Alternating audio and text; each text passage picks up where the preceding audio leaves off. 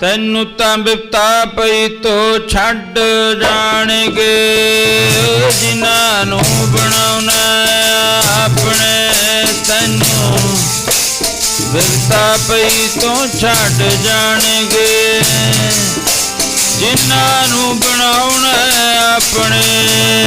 ਤੈਨੂੰ ਬਿਪਤਾ ਪਈ ਤੋ ਛੱਡ ਜਾਣਗੇ, ਜਿਨ੍ਹਾਂ ਨੂੰ ਬਣਾਉਣਾ ਆਪਣੇ। ਤੈਨੂੰ ਬਿਪਤਾ ਪਈ ਤੋ ਛੱਡ ਜਾਣਗੇ, ਜਿਨ੍ਹਾਂ ਨੂੰ ਬਣਾਉਣਾ ਆਪਣੇ। ਤੈਨੂੰ ਬਿਪਤਾ ਪਈ ਤੋ ਛੱਡ ਜਾਣਗੇ, ਜਿਨ੍ਹਾਂ ਨੂੰ ਬਣਾਉਣਾ ਆਪਣੇ।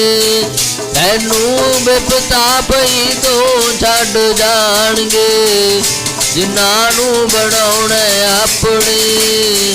ਪਿਆਰੇ ਜੀ ਜਿਨ੍ਹਾਂ ਨੂੰ ਬਣਾਉਣਾ ਆਪਣੇ, ਪਿਆਰਿਆ ਜਿਨ੍ਹਾਂ ਨੂੰ ਬਣਾਉਣਾ ਆਪਣੇ। ਪਿਆਰੇ ਜੀ ਜਿਨ੍ਹਾਂ ਨੂੰ ਬਣਾਉਣਾ ਆਪਣੇ, ਪਿਆਰੇ ਜਿਨ੍ਹਾਂ ਨੂੰ ਬਣਾਉਣਾ ਆਪਣੇ। ਪਿਆਰੇ ਜੀ ਜਿਨ੍ਹਾਂ ਨੂੰ ਬਣਾਉਣਾ ਆਪਣੇ, ਪਿਆਰੇ ਜੀ ਜਿਨ੍ਹਾਂ ਨੂੰ ਬਣਾਉਣਾ ਆਪਣੇ। ਤੈਨੂੰ ਬਿਪਤਾ ਪਈ ਤੋਂ ਛੱਡ ਜਾਣਗੇ, ਬਿਪਤਾ ਪਈ ਤੋਂ ਛੱਡ ਜਾਣਗੇ।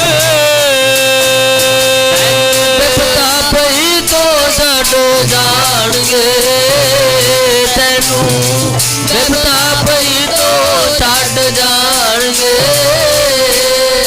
ਤੈਨੂੰ ਬਿਪਤਾ ਪਈ ਤੋਂ ਛੱਡ ਜਾਣਗੇ, ਤੈਨੂੰ ਬਿਪਤਾ ਪਈ ਤੋਂ ਛੱਡ ਜਾਣਗੇ। ਤੈਨੂੰ ਬਿਪਤਾ ਪਈ ਤੋਂ ਛੱਡ ਜਾਣਗੇ, ਮੇਰੇ ਮੇਰੇ ਕਹਿਣਾ ਆਪਣੇ। ਬਿਪਤਾ ਪਈ ਤੋਂ ਛੱਡ ਜਾਣਗੇ, ਮੇਰੇ ਮੇਰੇ ਕਹਿਣਾ ਆਪਣੇ। ਤੈਨੂੰ ਬਿਪਤਾ ਪਈ ਤੋਂ ਛੱਡ ਜਾਣਗੇ, ਮੇਰੇ ਮੇਰੇ ਕਹਿਣਾ ਆਪਣੇ। ਤੈਨੂੰ ਬਿਪਤਾ ਪਈ ਤੋਂ ਛੱਡ ਜਾਣਗੇ, ਮੇਰੇ ਮੇਰੇ ਕਹਿਣੇ ਆਪਣੇ। ਪਈ ਤੋਂ ਛੱਡ ਜਾਣਗੇ, ਮੇਰੇ ਮੇਰੇ ਕਹਿਣੇ ਆਪਣੇ। ਤੈਨੂੰ ਬਿਪਤਾ ਪਈ ਤੋਂ ਛੱਡ ਜਾਣਗੇ, ਮੇਰੇ ਮੇਰੇ ਕਹਿਣੇ ਆਪਣੇ। ਕਹਿਤ ਕਬੀਰ ਕੋਈ ਨਹੀਂ ਤੇਰਾ, ਹਿਰਦੈ ਰਾਮ ਕੀ ਨਾ ਜਪੈ।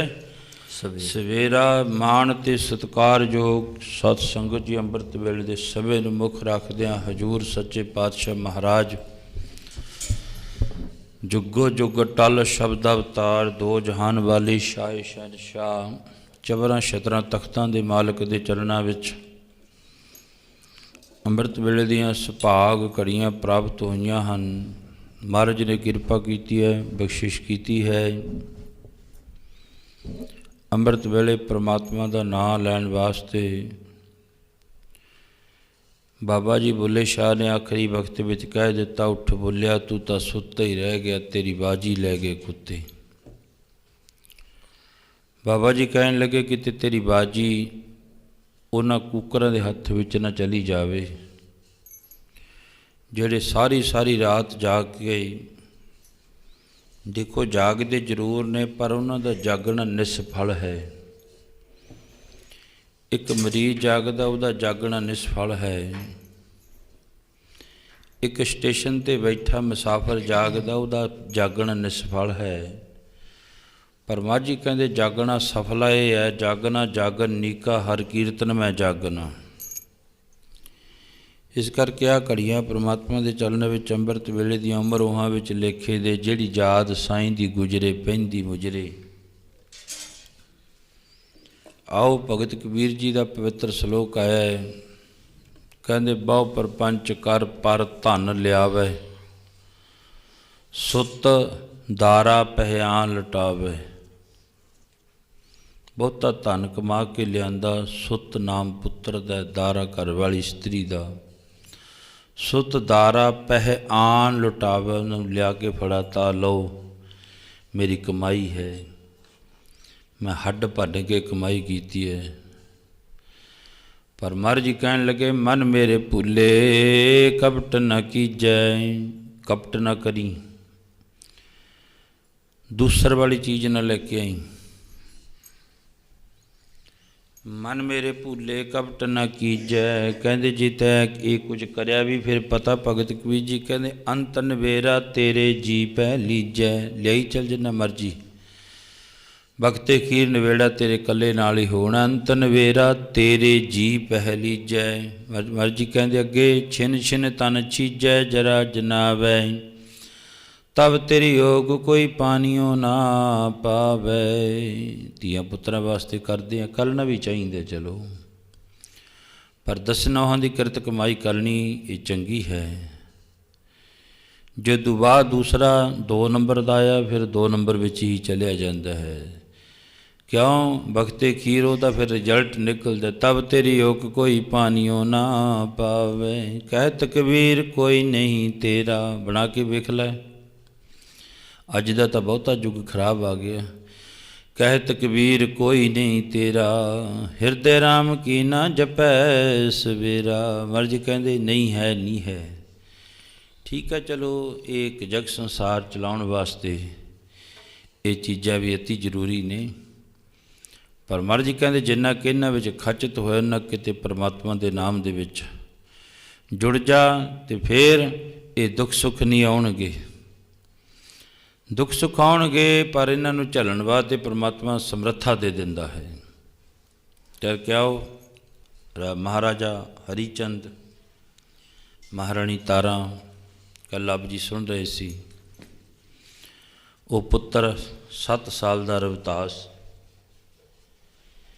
ਇਤਿਹਾਸ ਸੁਣਾਉਣ ਦਾ, ਸਾਖੀ ਸੁਣਾਉਣ ਦਾ ਭਾਵ ਹੁੰਦਾ ਸਿੱਖਿਆ। ਸਾਖੀ ਦਾ ਨਾਮ ਹੁੰਦਾ ਸਿੱਖਿਆ, ਵੀ ਉਹ ਤੋਂ ਕਦੇ ਨਾ ਕਦੇ ਸਾਡਾ ਜੀਵਨ ਵੀ ਬਣ ਜਾਵੇ। ਇਹਦਾ ਭਾਵ ਹੈ ਵੀ ਜਦੋਂ ਕਿਤੇ ਜੀਵਨ ਦੇ ਉੱਤੇ ਦੁੱਖ ਦੀ ਘੜੀ ਆਵੇ, ਤੇ ਫਿਰ ਇਹ ਇਤਿਹਾਸ ਨੂੰ ਯਾਦ ਕਰ ਲਈਏ ਵੀ ਬਾਜਾਂ ਵਾਲੇ ਦਾ ਇਤਿਹਾਸ, ਮਹਾਰਾਜ ਹਰੀ ਚੰਦ ਦਾ ਇਤਿਹਾਸ, ਮਹਾਰਾਜ ਜਨਕ ਦਾ ਇਤਿਹਾਸ, ਉਹਨਾਂ 'ਤੇ ਵੀ ਮਨਾਏ ਡੇਢ ਦੁੱਖ ਦੀਆਂ ਘੜੀਆਂ ਆ ਗਈਆਂ। ਉਹ ਕੀ ਗੱਲ ਹੈ ਫਿਰ? ਇਹ ਜੇ ਬੜੇ ਮੋਟਾ ਦੁੱਖ ਸੁੱਖ ਆ ਵੀ ਗਿਆ, ਫਿਰ ਕਿੱਡੀ ਕੁ ਸੁੱਖ ਦੇ ਵਿੱਚ ਆ ਕੇ ਮਨੁੱਖ ਭੁੱਲ ਜਾਂਦਾ ਹੈ। ਸੁੱਖ ਮੈਂ ਆਨ ਬਹੁਤ ਮਿਲ ਬੈਠਤ, ਰਹਿਤ ਚਹੂ ਦਿਸ ਘੇਰੈ। ਸੁੱਖ ਦੇ ਸਮੇਂ ਆਲੇ ਦੁਆਲੇ ਸਾਰੇ ਘੁੰਮ ਘੁਮਾ ਕੇ ਬਹਿ ਜਾਂਦੇ ਨੇ, ਪਰ ਬਿਪਤ ਪਰੀ ਸਭ ਹੀ ਸੰਗ ਛਾੜਤ, ਕੋ ਨ ਆਵਤ ਨੇਰੈ। ਰਾਜਾ ਸੀ ਸਮੇਂ ਦਾ, ਪਰਜਾ ਨੂੰ ਮੋੜ ਦਿੱਤਾ। ਦੇਖਿਆ ਅੱਜ ਦਿਨ ਹੀ ਕੇਵਲ 20 ਰਹਿ ਗਏ। ਵਾਹਿਗੁਰੂ ਜੀ 20 ਦਿਨ ਹੋ ਗਏ, 10 ਦਿਨ ਰਹਿ ਗਏ, ਇੱਕ ਮਹੀਨੇ ਦਾ ਸਮਾਂ ਦਿੱਤਾ, 1000 ਮੋਹਰ ਦੇਣੀ ਹੈ। ਅਤੇ ਮਹਾਰਾਜਾ ਜਿਹੜਾ ਹਰੀ ਚੰਦ ਅੱਜ ਕਾਂਸੀ ਦੀ ਧਰਤੀ ਦੇ ਵਿੱਚ ਜਾ ਕੇ ਹੋਕਾ ਦਿੱਤਾ, ਬਈ ਕੋਈ ਹੈ ਜਿਹੜਾ ਮੈਨੂੰ ਮੁੱਲ ਲੈ ਲਵੇ। ਸਾਰੇ ਆਏ, ਕਿਸੇ ਨੇ 100 ਮੋਹਰ ਤੱਕ ਚਲੋ ਬੋਲੀ ਚੜ੍ਹ ਗਈ। ਮੈਨੂੰ 500 ਮੋਹਰ ਚਾਹੀਦੀ ਹੈ, ਮੈਂ ਕੰਮ ਜਿਹੜਾ ਕਹੋ ਕਰ ਲੂੰਗਾ। ਇੱਕ ਰਾਜਾ ਹੋ ਕੇ ਦੇਖੋ, ਕਹੇ ਕੰਮ ਜਿਹੜਾ ਕਹੋ ਮੈਂ ਗੰਦਗੀ ਤੱਕ ਵੀ ਚੁੱਕ ਲੂੰਗਾ, ਮੈਂ ਤੁਹਾਡਾ ਘਰ ਦੇ ਜਿਹੜੇ ਜੂਠੇ ਭਾਂਡੇ ਵੀ ਮਾਂਜੂਗਾ, ਸਭ ਕੰਮ ਕਰ ਲੂੰਗਾ, ਪਰ ਮੇਰੀ ਕੋਈ ਮੋਹਰ 500 ਦੇ ਦਿਓ। ਸਭ ਨੇ ਬਸ ਹੱਦ 150 200 ਤੱਕ ਮੋਹਰ ਲਾਈ, ਇਦੋਂ ਵੱਧ ਕੇ ਕੋਈ ਨਹੀਂ ਮਹਾਰਾਜੇ ਹਰੀ ਚੰਦ ਨੂੰ ਦਿੰਦਾ।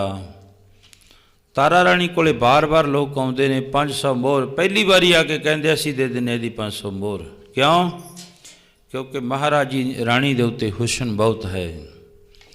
ਕੋਈ ਕਿਹੜੀ ਨੀਤ ਨਾਲ ਵੇਖਦਾ, ਕੋਈ ਕਿਹੜੀ ਨੀਤ ਨਾਲ ਵੇਖਦਾ ਹੈ। ਪਰ ਸੱਚੇ ਪਾਤਸ਼ਾਹ ਮਹਾਰਾਜ ਜੀ ਕਹਿੰਦੇ ਅੱਜ ਬਿਪਤਾ ਦੀ ਘੜੀ ਹੈ। ਬਿਪਤਾ ਦੀ ਘੜੀ ਦੇ ਵਿੱਚ ਲੋਕ ਕਿਹੋ ਜਿਹਾ ਫਾਇਦਾ ਉਠਾਉਂਦੇ ਹਨ। ਪੁੱਤਰ ਦੋਨਾਂ ਕੰਨੀ ਵੇਖਦਾ ਹੈ, ਪਿਤਾ ਕੰਨੀ ਵੇਖਦਾ ਹੈ, ਮਾਤਾ ਕੰਨੀ ਵੇਖਦਾ ਹੈ। 7 ਸਾਲ ਦੇ ਪੁੱਤਰ ਨੂੰ ਸਭ ਕੁਝ ਪਤਾ ਹੁੰਦਾ, ਦੋਨਾਂ ਕੰਨੀ ਵੇਖਦਾ ਹੈ। ਮੇਰੀ ਮਾਤਾ ਤੇ ਮੇਰੇ ਪਿਤਾ ਕਿਉਂ ਵਿਕ ਰਹੇ ਹਨ? ਜਦੋਂ ਵਿਕ ਗਏ, ਜੇ ਤਾਂ ਇੱਕ ਘਰ ਵਿਕ ਗਏ ਤਾਂ ਇਕੱਠੇ ਜਾਣਗੇ, ਜੇ ਅੱਡ ਅੱਡ ਕੋਈ ਖਰੀਦ ਕੇ ਲੈ ਗਿਆ, ਮੇਰੀ ਮਾਂ ਕਿਤੇ ਹੋਰ, ਪਿਤਾ ਕਿਤੇ ਹੋਰ, ਦੋਨੋਂ ਅੱਡ ਅੱਡ ਚਲੇ ਜਾਣਗੇ। ਬਸ ਪੁੱਤਰ ਰੋਂਦਾ ਉੱਚੀ ਉੱਚੀ। ਕੱਲ੍ਹ ਮੈਂ ਇਸ ਧਾਰਨਾ 'ਤੇ ਵਿਸ਼ਰਾਮ ਦਿੱਤਾ ਸੀ, ਉੱਥੋਂ ਸ਼ੁਰੂ ਕਰਾਂਗੇ।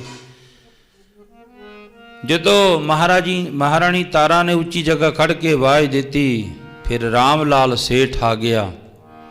ਆ ਕੇ ਕਹਿਣ ਲੱਗਿਆ, ਮੈਂ ਤੇਰੀ 500 ਬੋਰ ਦੇ ਦਿੰਦਾ ਬੇਟਾ। ਬੱਚੀ ਧੀ ਸਮਝ ਕੇ।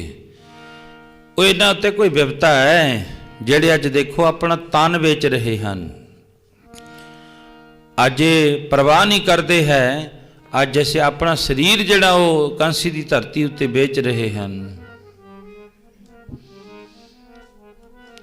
ਤੇ ਮਹਾਰਾਜਾ ਹਰੀ ਚੰਦ ਨੇ ਫੇਰ ਆਵਾਜ਼ ਦਿੱਤੀ, ਕੋਈ ਹੈ ਜਿਹੜਾ ਸਾਨੂੰ ਖਰੀਦ ਲਵੇ?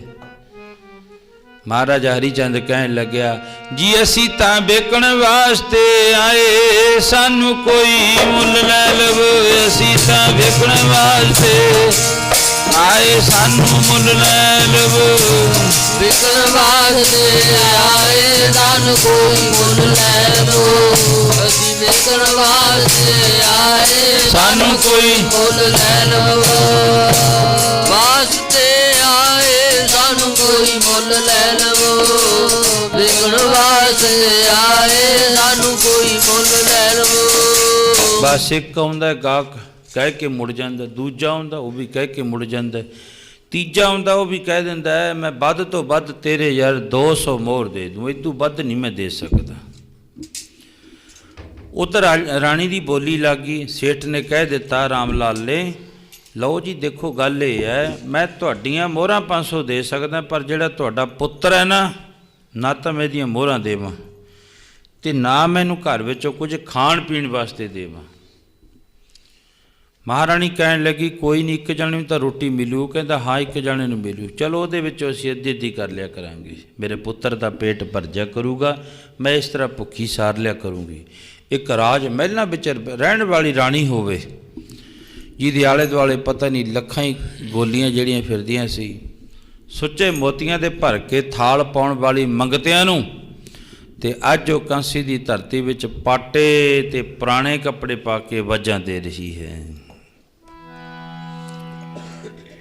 ਤੇ ਜਦੋਂ ਰਾਣੀ ਨੇ ਕਹਿ ਦਿੱਤਾ ਰਾਮ ਲਾਲ ਸੇਠ ਨੂੰ, 2 ਮਿੰਟ ਖੜ੍ਹ ਜਾਓ, ਆ ਮੇਰਾ ਪਤੀ ਵਿਕ ਰਿਹਾ ਹੈ, ਜੇ ਇਹਦੀ ਮੋਹਰ 500 ਚੜ੍ਹ ਗਈ ਇਹਨੂੰ ਵੀ ਕੋਈ ਨਾ ਕੋਈ ਲੈ ਜਾਊਗਾ ਤੇ ਮੈਂ ਵੀ ਵਗ ਜੂੰਗੀ ਤੁਹਾਡੇ ਨਾਲ। ਤੇ ਦੋਨੋਂ ਜਾਣੇ ਖੜੇ ਉੱਥੇ ਕਾਂਸੀ ਦੀ ਧਰਤੀ ਵਿੱਚ ਵਾਜਾਂ ਮਾਰ ਰਹੇ ਹਨ। ਵਕਤੇ ਕੀਰ ਸ਼ਾਮ ਦਾ ਵਕਤ ਹੋ ਗਿਆ। ਫਿਰ ਉਸ ਕਾਂਸੀ ਦੇ ਰਹਿਣ ਵਾਲਾ ਇੱਕ ਜਿਹਦਾ ਨਾਮ, ਜਿਹਦਾ ਭੰਗੀਆਂ ਦੇ ਘਰ ਦਾ ਜਨਮ ਹੈ, ਉਹਦਾ ਨਾਮ ਹੈ ਕਾਲੂ ਭੰਗੀ।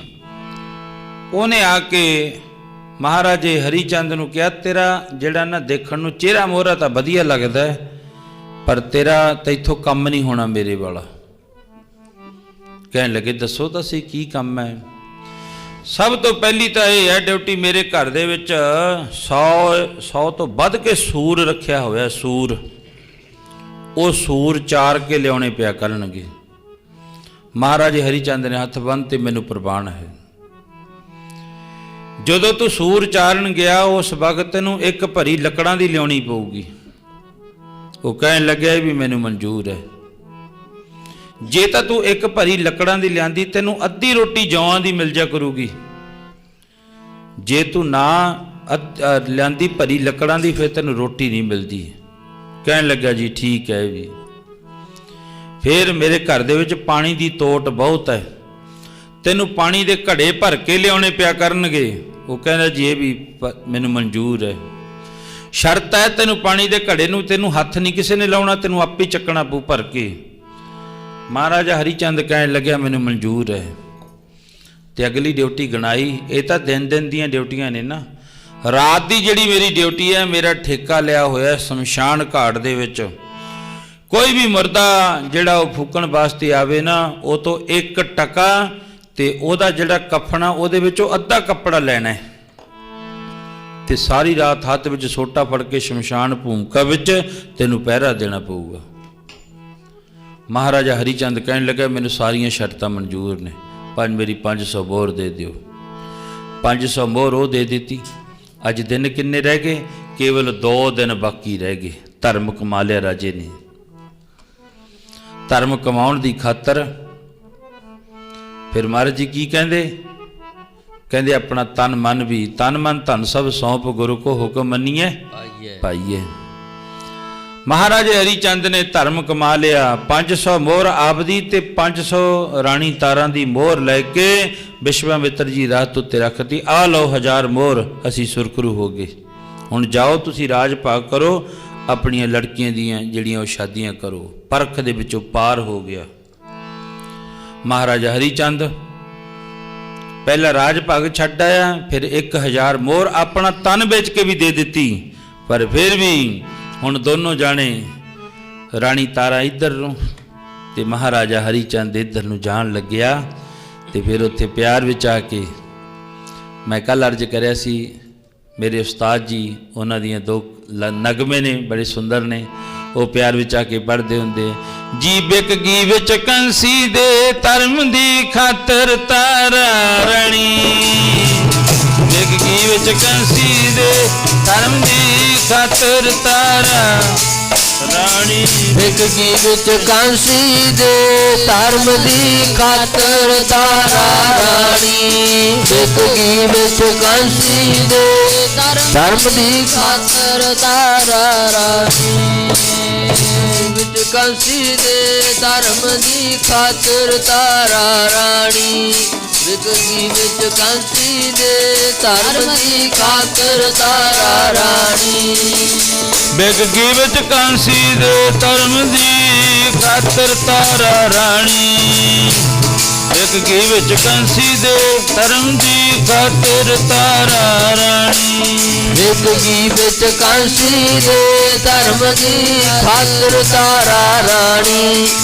ਬਿਕ ਗਈ ਵਿੱਚ ਕਾਂਸੀ ਦੇ ਧਰਮ ਦੀ ਖਾਤਰ ਤਾਰਾ ਰਾਣੀ, ਵਿੱਚ ਕਾਂਸੀ ਦੇ ਧਰਮ ਦੀ ਖਾਤਰ ਤਾਰਾ ਰਾਣੀ, ਬਿਕ ਗਈ ਵਿੱਚ ਕਾਂਸੀ ਦੇ ਧਰਮ ਦੀ ਖਾਤਰ ਤਾਰਾ ਰਾਣੀ। ਬਸ ਆਪਣਾ ਆਪ ਵੇਚ ਦਿੱਤਾ। ਹੁਣ ਇੱਕ ਰਾਮ ਲਾਲ ਸੇਠ ਦੇ ਘਰ ਤੇ ਦੂਸਰਾ ਕਾਲੂ ਭੰਗੀ ਦੇ ਘਰ ਚਲੇ ਗਏ। ਦੋਨੋਂ ਡਿਊਟੀਆਂ ਸਾਂਭ ਲੀਆਂ ਜਾ ਕੇ। ਮਹਾਰਾਣੀ ਤਾਰਾ ਪ੍ਰਸ਼ਾਦਾ ਬਣਾਉਂਦੀ ਹੈ, ਘਰ ਵਿੱਚ ਪੋਚੇ ਲਾਉਂਦੀ ਹੈ। ਛੋਟਾ ਪੁੱਤਰ ਹੈ 7 ਸਾਲ ਦਾ, ਪਿਤਾ ਤੋਂ ਦੂਰ ਹੋ ਗਿਆ। ਰੋਜ਼ ਆ ਕੇ ਜਦੋਂ ਛੋਟਾ ਪੁੱਤਰ ਖੇਡ ਕੇ ਆਪਣੀ ਮਾਂ ਦੇ ਗਲ ਨੂੰ ਆ ਕੇ ਚਿੰਬੜਦਾ ਨਾ, ਉਸ ਵਕਤ ਆਵਾਜ਼ ਮਾਰਦਾ, ਮੇਰਾ ਪਿਤਾ ਕਿੱਥੇ ਹੈ?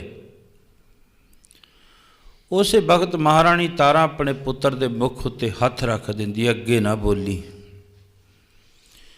ਕਿਉਂ?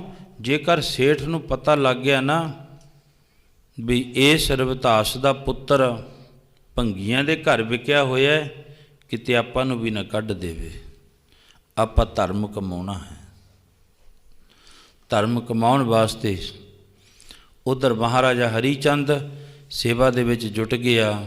ਪਰਮਾਤਮਾ ਦੀ ਪਰਖ ਦੇਖੋ ਕਿੱਥੇ ਕਿੱਥੇ ਜਾ ਕੇ ਕਰਦਾ ਹੈ। ਮਰਜੀ ਕਹਿੰਦੇ ਕਬੀਰ ਕਸੌਟੀ ਰਾਮ ਕੀ ਝੂਠਾ ਟਿਕੈ ਨ ਕੋਏ, ਰਾਮ ਕਸੌਟੀ ਸੋ ਸਹਿ ਜੋ ਮਰ ਜੀਵਾ ਹੋਏ। ਧਰਮ ਕਮਾਉਣ ਵਾਸਤੇ, ਆਪਣੇ ਗੁਰੂ ਦੀ ਖੁਸ਼ੀ ਲੈਣ ਵਾਸਤੇ ਮਨੁੱਖ ਨੂੰ ਕਿੰਨਾ ਕੁਝ ਸ਼ਹੀਦੀਆਂ ਪ੍ਰਾਪਤ ਕਰਦੀਆਂ। ਤੇ ਇੱਧਰ ਵੀ ਜਾ ਕੇ ਵੇਖਿਓ ਅੱਗੇ ਵਕਤੇ ਅਖੀਰ ਜਦੋਂ ਆਖਰੀ ਪਰਚਾ ਸੀ ਨਾ, ਫਿਰ ਪੁੱਤਰ ਜਿਹੜਾ ਉਹ ਸੱਪ ਨੇ ਡੱਸ ਲਿਆ। ਆਖਰੀ ਪਰਚਾ ਸੀ। ਫਿਰ ਮਹਾਰਾਜੇ ਹਰੀ ਚੰਦ ਨੇ ਆਪਣਾ ਧਰਮ ਕਮਾ ਲਿਆ। ਫਿਰ ਭਾਈ ਗੁਰਦਾਸ ਜੀ ਕਹਿੰਦੇ, ਗੁਰੂ ਅਰਜਨ ਦੇਵ ਜੀ ਕਹਿੰਦੇ, ਮੈਨੂੰ ਬੜਾ ਪਿਆਰਾ ਲੱਗਦਾ ਉਹ ਜਿਹਨੇ ਆਪਣਾ ਧਰਮ ਕਮਾ ਲਿਆ, ਉਹ ਮੈਨੂੰ ਬਹੁਤਾ ਪਿਆਰਾ ਲੱਗਦਾ ਹੈ। ਭਾਈ ਗੁਰਦਾਸ ਜੀ ਲਿਖੋ। ਫਿਰ ਇਹਨਾਂ ਦੀ ਬਾਰ ਲਿਖ ਦਿੱਤੀ, ਸੁਖ ਰਾਜੇ ਘਰ ਹਰੀ ਚੰਦ, ਨਾਰ ਸੁਤਾਰਾਂ ਲੋਚਣ ਰਾਣੀ, ਸਾਧ ਸੰਗਤ ਮੇ ਲਗਾਵਦੇ ਰਾਤੀ ਜਾਏ ਸੁਣੇ ਗੁਰਬਾਣੀ। ਭਾਈ ਗੁਰਦਾਸ ਜੀ ਕਹਿੰਦੇ ਕਿ ਸੱਚੇ ਪਾਤਸ਼ਾਹ ਜਿਵੇਂ ਤੁਹਾਡਾ ਹੁਕਮ। ਕਹਿੰਦੇ ਬਹੁਤੇ ਸੁੱਖ ਸੀ, ਪਹਿਲਾਂ ਵੀ ਸੁੱਖ ਸੀ, ਜਦੋਂ ਧਰਮ ਕਮਾ ਲਿਆ ਫਿਰ ਵੀ ਉਸ ਮਹਾਰਾਜੇ ਹਰੀ ਚੰਦ ਨੂੰ ਬਹੁਤੇ ਸੁੱਖ ਮਿਲੇ। ਇਸ ਕਰਕੇ ਪੀੜੀਆਂ ਤਾਂ ਵੱਡੇ ਵੱਡਿਆਂ ਦੇ ਉੱਤੇ ਵੀ ਪਈਆਂ ਨੇ, ਪਰ ਹਾਂ ਇਹਨੂੰ ਦੁੱਖ ਨੂੰ ਸੁੱਖ ਦੇ ਵਿੱਚ ਬਦਲ ਦੇਣਾ। ਦੁੱਖ ਤਾਂ ਆਉਂਦਾ ਹੀ ਹੈ। ਕਲਗੀਧਰ ਪਾਤਸ਼ਾਹ ਮਹਾਰਾਜ ਜੀ ਦੇ ਦੁੱਖ ਕਿਤੇ ਥੋੜੇ ਆਏ ਨੇ। ਪਿੱਛੇ ਇਤਿਹਾਸ ਸੁਣਿਆ ਆਪ ਜੀ ਨੇ, ਭਰਿਆ ਪਿਆ ਦੁੱਖਾਂ ਦਾ ਇਤਿਹਾਸ ਸਾਰਾ। ਪਰ ਕਲਗੀਧਰ ਪਾਤਸ਼ਾਹ ਮੱਝ ਨੇ ਪ੍ਰਮਾਤਮਾ ਅੱਗੇ ਕਹਿ ਦਿੱਤਾ, ਸੱਚੇ ਪਾਤਸ਼ਾਹ ਇਹ ਦੁੱਖ ਝੱਲਣ ਵਾਸਤੇ ਮੈਨੂੰ ਸਮਰੱਥਾ ਬਖਸ਼ੀ, ਮੈਨੂੰ ਤਾਕਤ ਬਖਸ਼ੀ, ਮਨੋਬਲ ਨਾ ਮੇਰਾ ਡਿੱਗੇ ਕਿਤੇ। ਜਿਸ ਮਨੁੱਖ ਦਾ ਮਨੋਬਲ ਕਾਇਮ ਹੈ ਨਾ, ਉਹ ਕਿਤੇ ਮਨੁੱਖ ਮਾਰ ਨਹੀਂ ਖਾਂਦਾ ਹੈ। ਕਈਆਂ ਨੂੰ ਹੁੰਦਾ ਦੁੱਖ ਅਜੇ ਬਾਹਲੀ ਦੂਰ ਹੁੰਦਾ, ਉਹ ਪਹਿਲਾਂ ਹੀ ਕਹਿੰਦੇ ਹਾਏ ਦੁੱਖ ਆ ਗਿਆ, ਹਾਏ ਦੁੱਖ ਆ ਗਿਆ। ਮਹਾਰਾਜ ਜੀ ਕਹਿੰਦੇ ਸਿਖਾ ਤੇਰਾ ਮਨੋਬਲ ਇੰਨਾ ਕਾਇਮ ਹੋਣਾ ਚਾਹੀਦਾ ਹੈ ਵੀ ਜੇ ਹੋ ਗਿਆ ਦੁੱਖ, ਜੇ ਮੈਂ ਅਰਜ਼ ਕਰਦਾ ਹੁੰਦਾ, ਮੈਂ ਜਦੋਂ ਪਹਿਲੀ ਵਾਰ ਗਿਆ ਨਾ ਤਕਰੀਬਨ 2012 ਦੇ ਵਿੱਚ, ਮੈਂ ਸ਼ੂਗਰ ਚੈੱਕ ਕਰਾਉਣ ਗਿਆ, ਉਹਨੇ ਕੱਢ ਕੇ ਖੂਨ ਜਾ ਮੇਰਾ ਲਾ ਕੇ ਮਸ਼ੀਨ ਜੀ 'ਚ ਪਾ ਕੇ, ਬਾਬਾ ਤੈਨੂੰ ਤਾਂ ਸ਼ੂਗਰ ਹੋਇਆ ਪਿਆ। ਮੈਂ ਕਿਹਾ ਅੱਛਾ ਕਿਵੇਂ ਆਇਆ ਸੀ? ਮੈਂ ਕਿਹਾ ਤੁਰ ਕੇ ਆਇਆ ਸੀ। ਕਹਿੰਦਾ ਫਿਰ ਹੁਣ ਤਾਂ ਨਹੀਂ ਤੁਰ ਕੇ ਜਾਣਾ। ਉਹਨੇ ਮਾੜਾ ਜਿਹਾ ਕਿਹਾ ਹੀ ਸੀ, ਮੈਂ ਉਹ ਵੱਡੇ ਜਿਹੇ 'ਤੇ ਪੈ ਗਿਆ ਉੱਥੇ ਬਸ। ਮੈਂ ਕਿਹਾ ਉਹਨੇ ਕਹਿ ਹੀ ਦਿੱਤਾ ਮਾੜਾ ਜਿਹਾ। ਮੈਂ ਕਿਹਾ ਲੈ ਮੈਥੋਂ ਤਾਂ ਸੱਚਮੁੱਚ ਤੁਰੇ ਨਹੀਂ ਜਾਣਾ, ਵਧੀਆ ਤੁਰ ਕੇ ਗੱਲਾਂ ਮਾਰਦਾ। ਉਹਨੇ ਮਾੜਾ ਜਿਹਾ ਖੂਨ ਕੱਢ ਕੇ ਕਹਿ ਤਾ, ਬਾਬਾ ਹੁਣ ਨਹੀਂ ਤੂੰ ਤੁਰ ਕੇ ਜਾ, ਤੇਰਾ ਤਾਂ ਸ਼ੂਗਰ ਬਾਹਲਾ ਵਧਿਆ ਪਿਆ। ਉਹ ਸੱਚਮੁੱਚ ਹੀ ਵਧ ਗਿਆ। ਜੇ ਕਹਦੇ ਕਿੱਡੀ ਗੱਲ ਹੈ, ਹੁਣ ਉਹ ਢੀਠ ਹੋ ਗਏ, ਹੁਣ ਇੰਨੇ ਕੁ ਢੀਠ ਹੋ ਗਏ, ਕਈ ਵਾਰੀ 400 ਵੀ ਹੋ ਜਾਂਦਾ। ਕਹਿੰਦੇ ਕੋਈ ਗੱਲ ਨਹੀਂ, ਫੇਰ ਕੀ ਗੱਲ ਹੈ ਯਾਰ, ਹੋ ਗਿਆ ਤਾਂ ਜਿੱਥੇ ਇੰਨਾ ਕਰਤਾ ਪਰਮਾਤਮਾ ਨੇ ਆਪੇ ਘਟਾ ਦੂਗਾ। ਤੇ ਕਲਗੀਧਰ ਪਾਤਸ਼ਾਹ ਮਹਾਰਾਜ ਜੀ ਨੇ ਵੀ ਕਿਹਾ ਸੀ, ਉਹ ਸਿੱਖਾ ਤੂੰ ਇਹ ਦੁੱਖ ਸੁੱਖ ਜਿਹੜੇ ਆ ਨਾ ਆਉਂਦੇ ਜਾਂਦੇ ਨੇ, ਪਰ ਤੇਰਾ ਮਨੋਬਲ ਇੰਨਾ ਕਿ ਕਾਇਮ ਹੋਣਾ ਚਾਹੀਦਾ ਹੈ। ਮਹਾਰਾਜਾ ਹਰੀਚੰਦ ਹੈ ਰਾਜਾ, ਪਰ ਮਨੋਬਲ ਇੰਨਾ ਕਾਇਮ ਹੈ ਤੇ ਦੇਖੋ ਆਪਣੀ ਡਿਊਟੀ ਕਰ ਰਿਹਾ ਹੈ। ਆਓ ਇੱਥੋਂ ਹੀ ਅੱਗੇ ਸਭ ਕੱਲ੍ਹ ਨੂੰ ਫਿਰ ਸ਼ੁਰੂ ਕੀਤਾ ਜਾਵੇਗਾ। ਧੰਨਵਾਦ ਹੈ ਸਾਰੀਆਂ ਸੰਗਤਾਂ ਦਾ, ਕਿਉਂਕਿ ਹੁਣ ਥੋੜ੍ਹਾ ਜਿਹੜਾ ਸਮਾਂ ਉਹ ਤਬਦੀਲ ਕਰਦਿਆਂ ਹੁਣ 6:15 ਫਿਰ 6 ਵਜੇ ਸਮਾਪਤੀ ਕਰਦਿਆਂ ਕਰਾਂ, ਨਿਤਨੇਮ 4 ਵਜੇ ਸ਼ੁਰੂ ਹੋ ਜਾ ਕਰੂਗਾ, ਕਿਉਂਕਿ ਅੱਜ ਹੁਣ ਕੰਮ ਦਾ ਬਹੁਤਾ ਜ਼ਿਆਦਾ ਜ਼ੋਰ ਹੈ। ਬੀਬੀਆਂ ਭੈਣਾਂ ਬੱਚੇ ਸਾਡੇ ਬਹੁਤ ਜ਼ਿਆਦਾ ਆਲੂ ਚੁਗਣ ਵਾਸਤੇ, ਹੋਰ ਵੀ ਚਲੋ ਕੰਮ ਧੰਦਿਆਂ 'ਤੇ ਜਾਂਦੇ ਨੇ। ਆਹੀ ਸਮਾਂ ਹੁੰਦਾ ਆਪਣੇ ਕੋਲੇ ਥੋੜ੍ਹਾ ਜਿਹਾ, ਅੱਗੇ ਫਿਰ ਵਾਢੀ ਦਾ ਜ਼ੋਰ ਪੈ ਜਾਣਾ। ਪਰ ਫਿਰ ਵੀ ਚਲੋ ਜਿਨ੍ਹਾਂ ਦੇ ਪ੍ਰੇਮ ਹੈ ਅੰਦਰ, ਉਹ ਆ ਕੇ ਹਾਜ਼ਰੀ ਭਰਦੇ ਨੇ। ਆਪਾਂ ਇਹ ਵਾਢੀ ਕਰੀਏ ਪ੍ਰਮਾਤਮਾ ਦੇ ਨਾਮ ਦੀ। ਦੁਨਿਆਵੀ ਵਾਢੀ ਉਹ ਜਿਹੜੀ ਉਹ ਚੱਲਣੀ ਹੈ, 4 ਦਾਣੇ ਚਲੋ ਘਰ ਵਿੱਚ ਆਉਂਦੇ, ਹਰ ਇੱਕ ਗਰੀਬ ਤੋਂ ਅਮੀਰ ਨੂੰ ਸਭ ਨੂੰ ਆਸ ਹੁੰਦੀ ਹੈ। ਪਰ ਆਓ ਮਹਾਰਾਜ ਕਿਰਪਾ ਕਰੇ, ਸਭ ਨੂੰ ਤੰਦਰੁਸਤੀ ਦਾਤਾ। ਬੇਨਤੀ ਹੈ ਜਿਹੜੇ ਅੰਮ੍ਰਿਤ ਵੇਲੇ ਆਉਂਦੇ ਨੇ ਭਾਈ, ਚਲੋ ਜਿਨ੍ਹਾਂ ਜ਼ਰੂਰੀ ਹੈ, ਜਿਵੇਂ ਭਾਈ ਗੋਬਿੰਦ ਸਿੰਘ ਨੂੰ ਜ਼ਰੂਰੀ ਹੈ, ਉਹ ਹਾਜ਼ਰੀ ਵੀ ਭਰ ਕੇ ਜਾਂਦੇ ਨੇ, ਫਿਰ ਚਲੋ ਚਲੇ ਜਾਂਦੇ ਨੇ। ਪਰ ਜਿਨ੍ਹਾਂ ਕੋਲ ਸਮਾਂ ਜ਼ਰੂਰ ਵੱਧ ਚੜ੍ਹ ਕੇ ਹਾਜ਼ਰੀਆਂ ਭਰ ਕੇ ਆਪਣਾ ਜੀਵਨ ਸਫਲ ਬਣਾਇਆ ਕਰੋ। ਰਾਮਕਲੀ ਮਹਲਾ ਤੀਜਾ। ਨੰਦ ਓੰਕਾਰ ਸਤਿਗੁਰ ਪ੍ਰਸਾਦ ਜੀ, ਨੰਦ ਪਿਆ ਮੇਰੀ ਮਾਏ, ਸਤ ਮੈਂ ਪਾਇਆ ਸਤਿਗੁਰ ਤਾ ਪਾਇਆ, ਸਹਿਜ ਸਿੱਧੀ ਮਨ ਵਧੀਆਂ ਵਧਾਈਆਂ। ਸਾਗਰ ਕੰਦ ਪਰਿਵਾਰ ਪਰੀਆਂ, ਸ਼ਬਦ ਗਾਵੜੀਆਂ। ਦੋਤਾ ਗਾਵੋ ਹਰੀ, ਤੇਰਾ ਮਨ ਮੇਰੇ ਵਸਾਇਆ। ਕਹਿ ਨਾਨਕ ਨੰਦ ਹੋਆ, ਸਤਿਗੁਰੂ ਮੈਂ ਪਾਇਆ। ਏ ਮਨ ਮੇਰਿਆ ਸਦਾਰੋ ਹਰ ਨਾਲ ਰਹੋ ਤੂੰ ਮਨ ਮੇਰੇ, ਦੁਖ ਸਭ ਵਿਸਾਰਨਾ। ਅੰਗੀਕਾਰ ਕਰੇ ਤੇਰਾ ਕਾਰਜ ਸਭ ਸਵਾਰਨਾ। ਸਭ ਨਾਂਗਲਾ ਸਮਰਥ ਸੁਆਮੀ, ਸੋ ਕਿਉ ਮਨੋ ਵਿਸਾਰੇ। ਰਹਿ ਨਾਨਕ ਮਨ ਮੇਰੇ, ਸਦਾਰੋ ਹਰ ਨਾਲੇ। ਸਾਚੇ ਸਾਹਿਬਾ ਕਿਆ ਨਹੀਂ ਕਰਤੇ ਰਹਿ, ਕਰਤਾ ਤੇਰੇ ਸਭ ਕੁਝ ਹੈ, ਜਿਸਦੇ ਸੋ ਪਾਵੇ।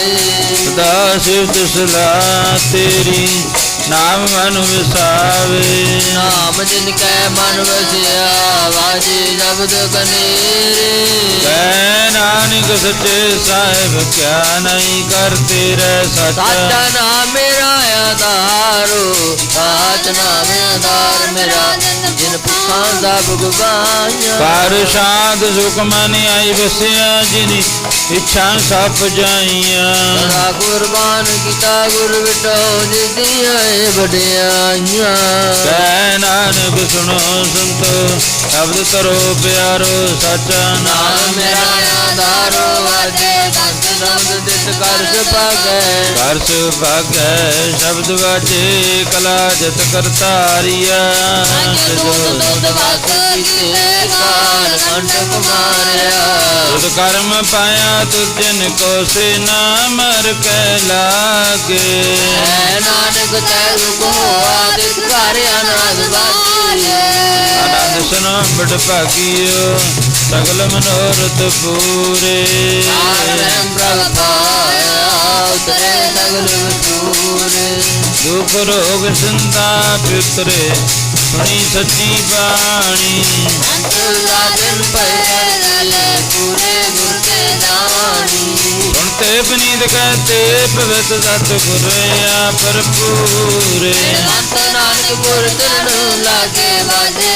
ਅਨਹਦ ਪੂਰੇ ਬੋਲੋ ਵਾਹਿਗੁਰੂ ਜੀ ਕਾ ਵਾਹਿਗੁਰੂ ਜੀ ਕੀ ਫਤਿਹ ਫਤਿਹ ਵਾਹਿਗੁਰੂ ਜੀ ਕਾ ਖਾਲਸਾ ਵਾਹਿਗੁਰੂ ਜੀ ਕੀ ਫਤਿਹ ਦੇ ਅਗਰ